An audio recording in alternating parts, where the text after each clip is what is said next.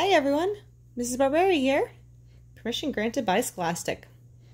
The Wonderful Wizard of Oz by Elizabeth Adamny. Chapter 17. A Green House Fit for a Mouse. When Dorothy, Toto, and the Cowardly Lion awoke, the rabbits were staring at them, curious and a little afraid. As soon as Dorothy learned what had happened, she thanked them all for their help. The Queen of the Rabbits said goodbye and gave Dorothy a tiny silver whistle. "If you ever need our help again, use this whistle," she said. "We'll come to your aid." Aid means help. Then she and the rest of the rabbits hopped away. "Crusty cat litter! I may be big and fearsome, but some simple flowers poisoned me, and some little rabbits saved my life," the Cowardly Lion said. "You just never know what will happen."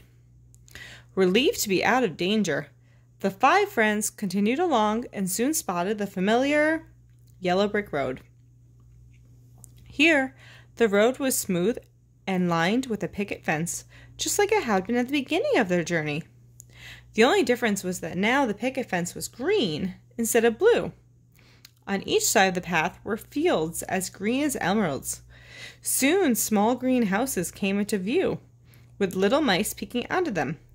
The mice looked a bit like munchkins, but they wore emerald green clothes and pointed hats. And for some reason, they didn't seem very friendly.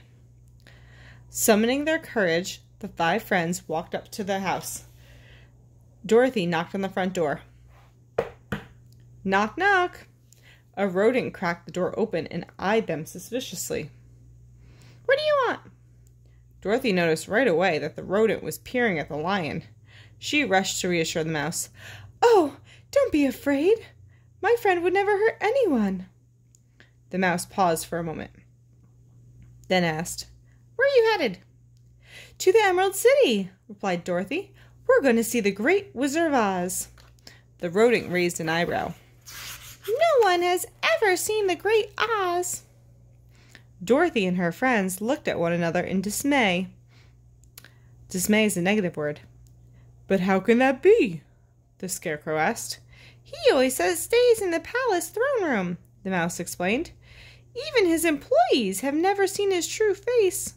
He's so powerful that he can take on any appearance he wishes. To some, he appears as an elephant.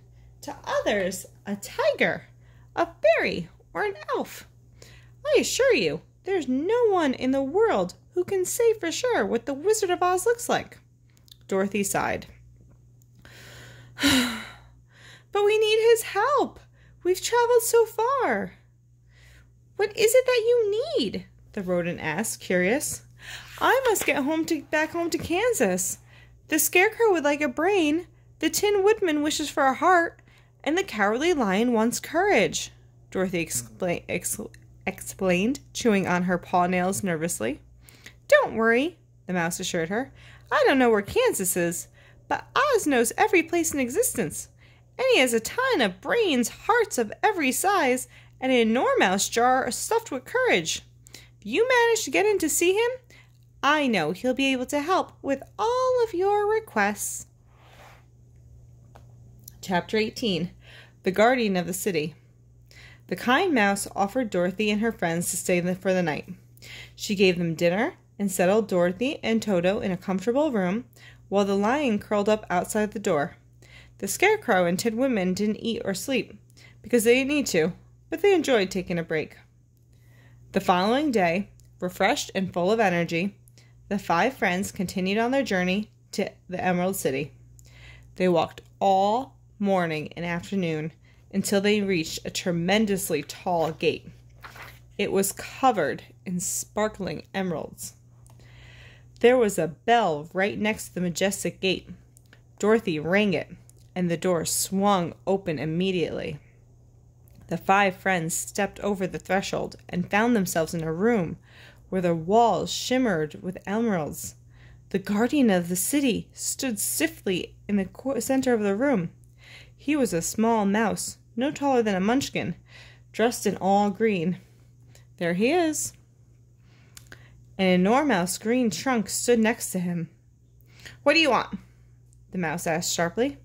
We've come to see the Wizard of Oz, Dorothy replied. The mouse jumped back. Oz?